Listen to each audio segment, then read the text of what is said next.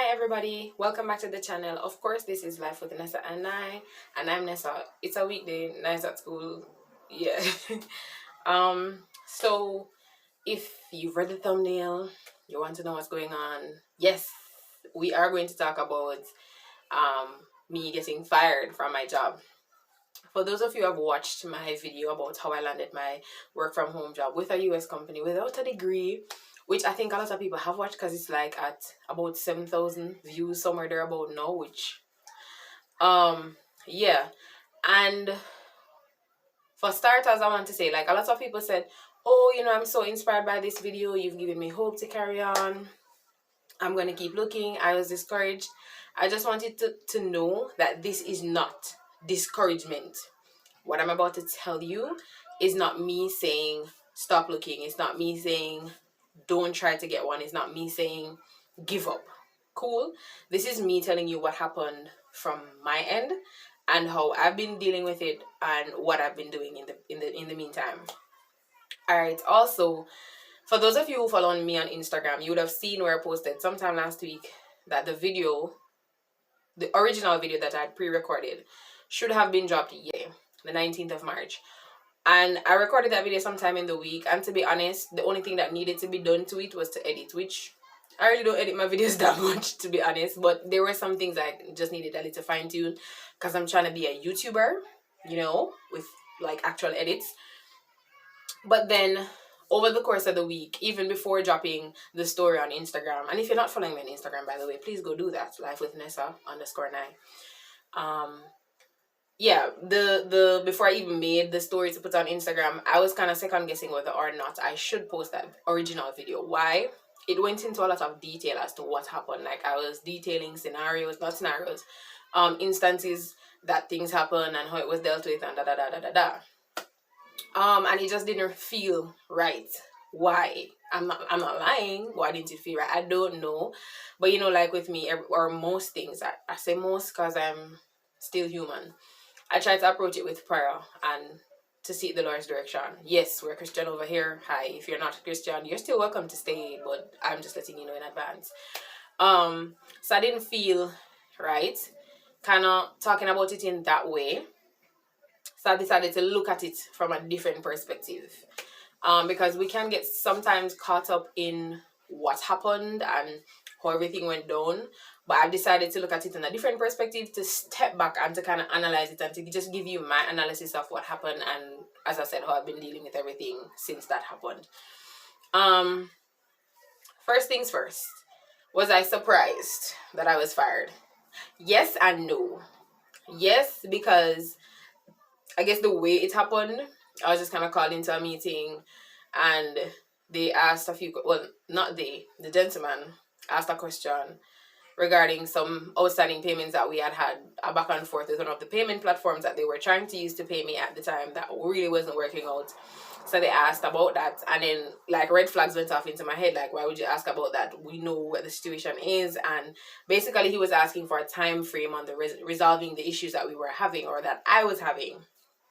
And so I was like, this looks like I'm about to get sent home. Yeah. So, and then he said, hey, we've had a little bit of run-ins and we've taken the decision to let you go. You're going to get severance pay 2 weeks and whatever, all the best. That was it.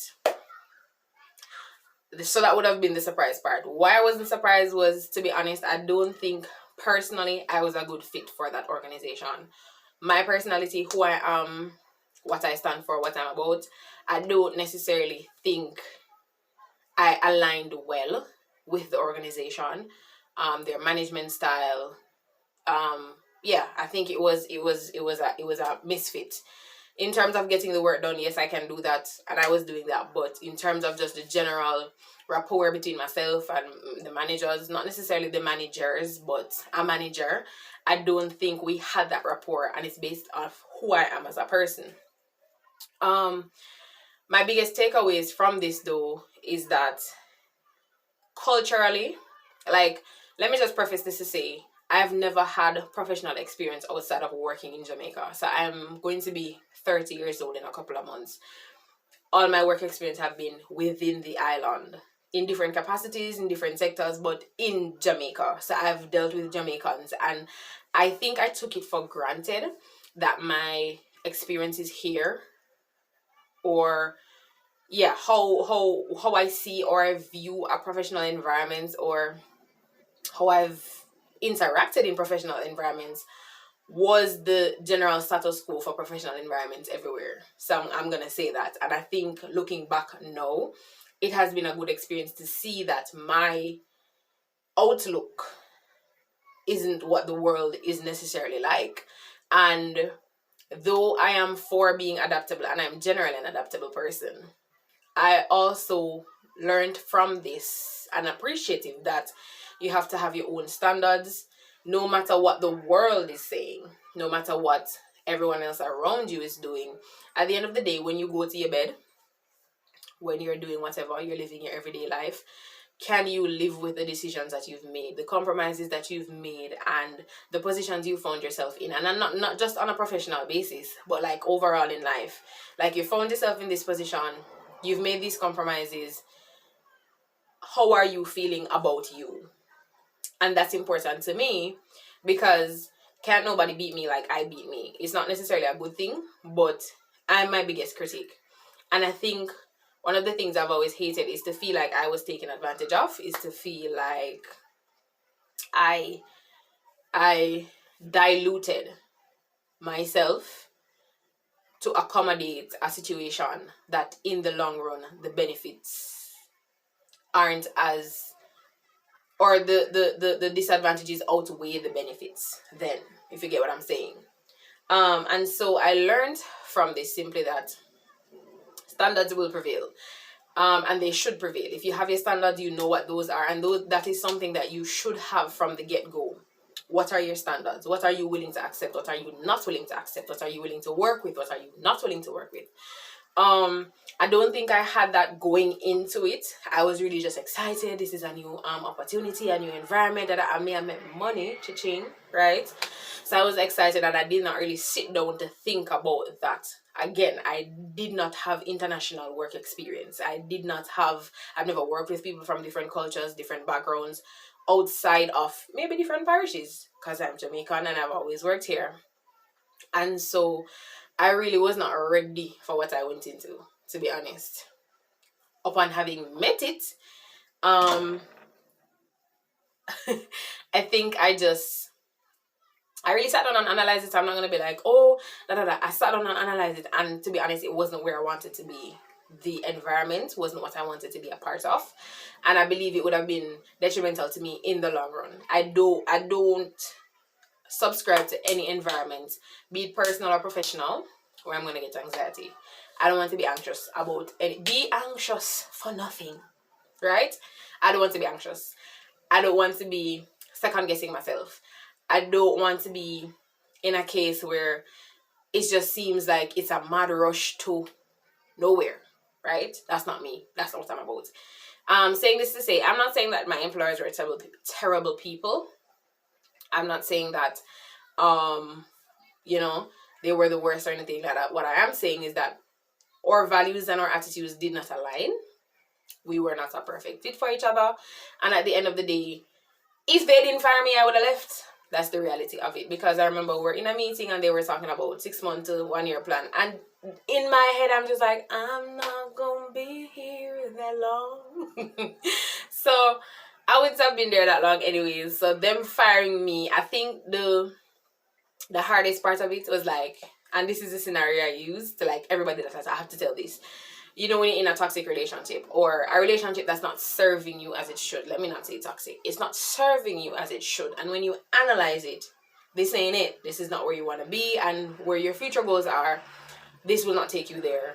Or if it does, you're not going to be in the shape and capacity that you would want to be arriving at that place. And so you're saying to yourself, me a little boy, I'm gonna leave him because this ain't it, right?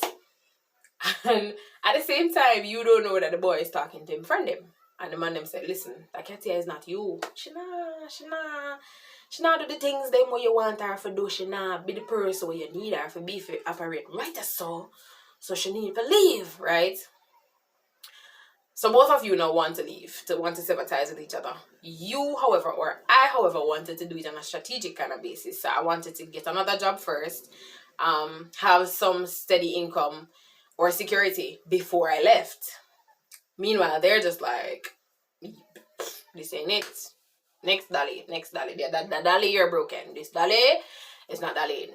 And so they basically fired me before I got a chance to leave. And so it was just like, you know, when somebody who you plan for left you first, yeah, say, no, but this is different. So it was that kind of feeling. Initially, of course, this was hard because I'm just like, oh my gosh, I don't have a backup plan. I don't have da da da da da da da. But here I am, alive and not worse off, I can say. So yeah, my biggest takeaway from that is just to know your standards, to know what you're about, to do not compromise to the point where you have lost yourself for anything, professionally or otherwise. Don't do that. Know who you are and know what you're about and know what you're willing to accept and what is just not it for you. What is your deal breaker in any capacity, and stand by that. Stand by that. So here, yes, that happened, and that happened from like February, guys. This is March. I'm talking to you. And so I was thrusted into this place now of unemployment. This is probably this is the second time in life I've been fired. The first time I was fired, I was mad because that was dumb, in my opinion. But that's a different case. I was younger also. I was younger, and I took that really hard. This one, not so hard. As I said, it was really like, how could you break up with me when I was gonna break up with you? What? So that's that. But I have learned from it. And as I said, I'm always grateful for experiences, good or bad. I've come to the place, and I hope to stay and grow into this place where I understand that things happen in life. Things not going to always go how you want it to go. One of the greatest things I've learned from the Money Society or from Anna is to have an emergency protocol. So when feces hit the fan, what is your priority and how are you going to operate? And that has been, I think, just something that I'm holding on to. What is my emergency protocol when things aren't going how I expected them to go, how I planned for them to go? What is my priority and how am I going to deal with it? And so this is an emergency, and I have emergency protocol. So yes, I took a hit, but here I am. So what have I been doing since then? Because I said this happened in like February, so maybe about February 15th or February 10th or somewhere there. So it's been a month since I've been formally unemployed. And the reality is I have not been looking for another job. Initially I did, but then I took it to prayer because, to be honest, I don't necessarily like work for people. I don't necessarily like it. Not on a everyday kind of routine vibe. So I took the opportunity to be doing some freelancing. And so that's what I've been doing. So I've been freelancing. Of course, y'all know that I signed up for Fiverr and I was making money on Fiverr. If you have not watched the video where I tell you how I got introduced to freelancing, please go look for the video and watch it and come back so we can catch up, right? So yeah, so the Fiverr thing is still going on. And then I was doing some local freelancing, which is I went into an office and I was helping them because it was tax season. For those of you who don't know, I worked in an auditing firm for the last 6 years, so I have some experience there. So I was helping her to kind of get her thing up to speed and up to par and getting ready for the March 15th tax deadline, as well as I've been working with some other people who needed their tax done, and I said, hey, I can do it. And so that's what I've been doing. Do I plan to get another job, like a formal employment? To be honest, no.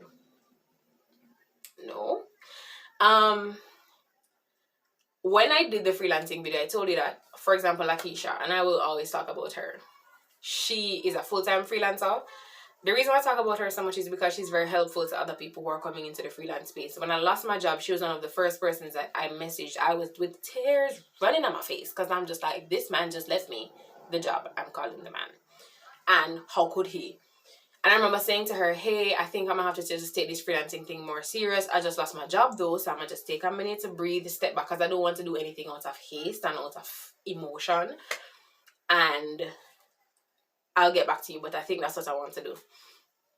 And so she was like, hey, I understand, take some time, get yourself together, da da da da da da. And from then, like, that has been heavy on my heart, what I want to do. Why? My biggest priority in this life right now, where I am in this season of my existence, is my daughter. I'm a single parent. If the breeze blow down the whole barrel, is me she have to look to. I have to go get her, I have to go find her, I have to go, you know what I mean? And it is of utmost importance for me to be there for her. If she have an activity at school, I want to be there.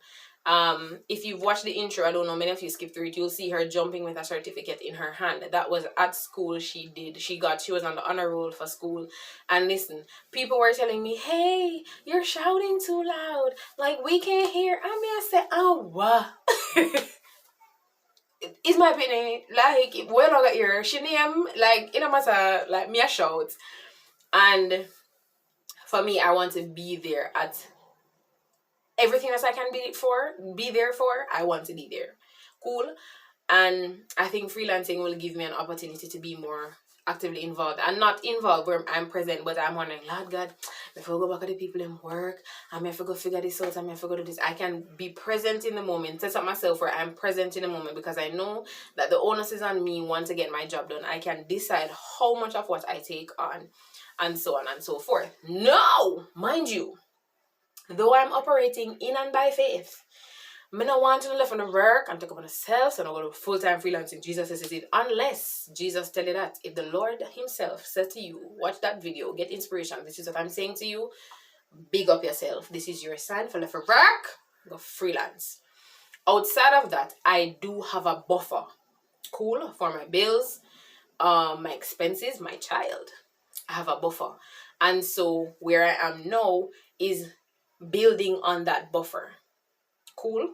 It's earning, so when my buffer, wherever my buffer ends, I'm good. I'm earning still enough to cover my bills and to keep me in a safe space, right? The perks of freelancing is simply this: you control how much you earn. Cool. You know how much you earn based on your efforts, based on how you set up your business. This is a business, guys. This is not airy-fairy, as Anna would say, or vibes. This is a business. So based on how you set up your business, set up yourself, you dictate your earning capacity. You dictate how much you bring home, how much you have. Your effort will dictate that.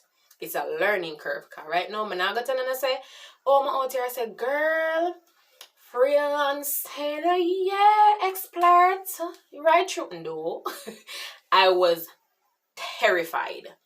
Because what is this? Oh, you do this. You mean, when you say you earn enough, and that is like Lakeisha's telling me that, listen, I know exactly where you're at, because I remember saying to her, I'm a single mom. I have to have it. Cool? I have to have it. She said, girl, I understand. I have kids myself, and so I know where you're coming from, and this is what I do full time. I've held on to that, along with the promises of God. Right? Right? I'll never leave you nor forsake you. And that is what is pushing me through this season. It's a big learning curve. I'm here taking jobs I don't necessarily know how to do off the top of my head, but guess what? Internet, YouTube. I shall YouTube University. I shall graduate with first class honors, because me, not going to tell you me can do it. Honestly, something that is outside of my depth altogether, and based on what it is that I'm being asked to do. I believe I'm going to present substandard work. I'm not going to take it. But if it's something that I believe that I can learn, I'm challenging myself to go learn how to do that thing and to come back and to do it well. Yeah, so I've been freelancing. I intend to continue to do so. What that's going to look like in the next couple of weeks, next couple of months, I don't know. Obviously, I'm here on YouTube, and I'm so grateful for all the 432 of you that have subscribed. Big up on a nice clean self. Oh, welcome right through.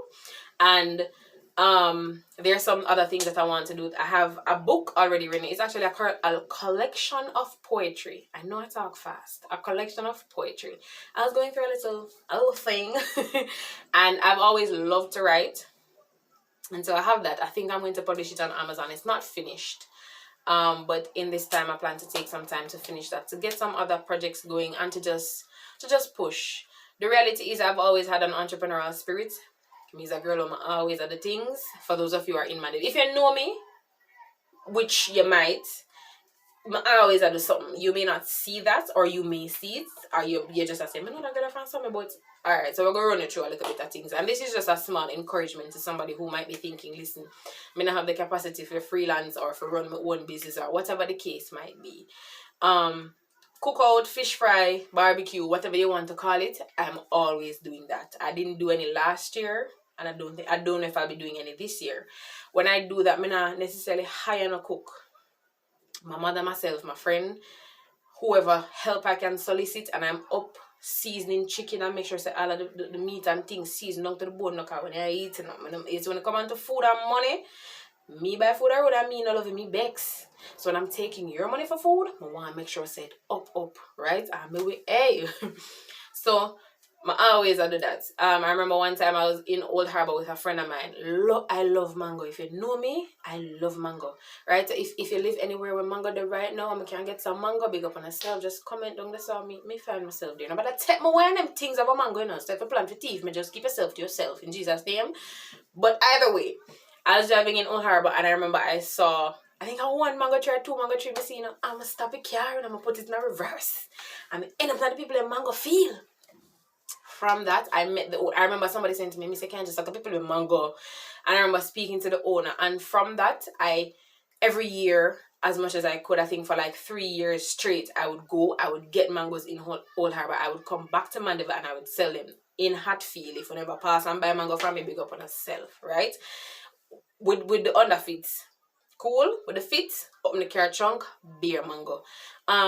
And these things were just always things that I've done. I've always tried to have an entrepreneurial spirit to figure out how can I make some extra, what is the effort that I need to put in. And you might just have to tell yourself, "Oh, that's not the same as running a business." Oh yes it is, because I need to make sure at the end of the day my effort and my gas is replaced plus the wear and tear on my vehicle. So me, when I'm going to do anything, I sit and I maths out what's it going to cost me, how much do I need to make to cover that, and how much extra do I need, right? So I have a target working with, and then what do I need to do to make sure that that target is met?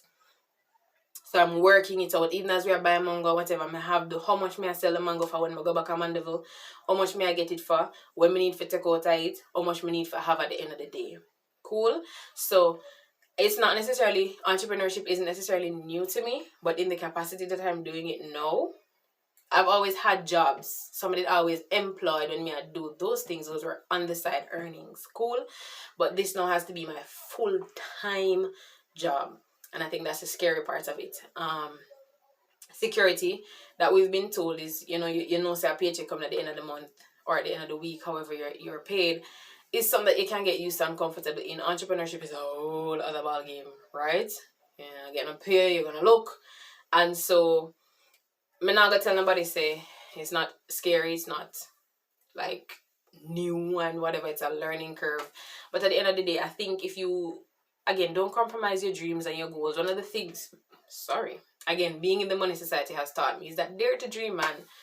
Dream bigger than your circumstances and what society has told you is possible. Just dream. And don't only just dream for dream's sake. Push and it can be done. So what I think I'm gonna do is I'm gonna record my journey as we go along, you know, as often as I can, because sometimes I'm flaky. In terms of recording videos, it's not always easy for me. Right now I'm not feeling well, but I have I'm trying to get a work ethic in where I get things done and I get things done on time. So we can track the journey, and for those of you who are inspired, let me know if you have questions. Let me know, we can talk about it, and you can watch me if anything happens. I can say, "Hey guys, you know, this happened," and I can walk you through the process. So if somebody's watching that you think you would want to freelance full time, here is somebody being the guinea pig for you. So watch the guinea pig, alright? If you've made it to this part of the video, which is probably long because your girl can talk, you know, I want to say thank you so much for watching. Thank you for subscribing, for being a part of the family. Remember to turn on your notification bell so you are notified every time I drop a new video. And if you're not subscribed, but you come across a video and you like it, so you like me, you like us, you like we, please remember to subscribe, turn on your notification bell, hit the like button if you enjoyed this video, and of course, thank you as always for watching. This is Life with Nessa and I'm your girl Nessa. Bye. Mwah.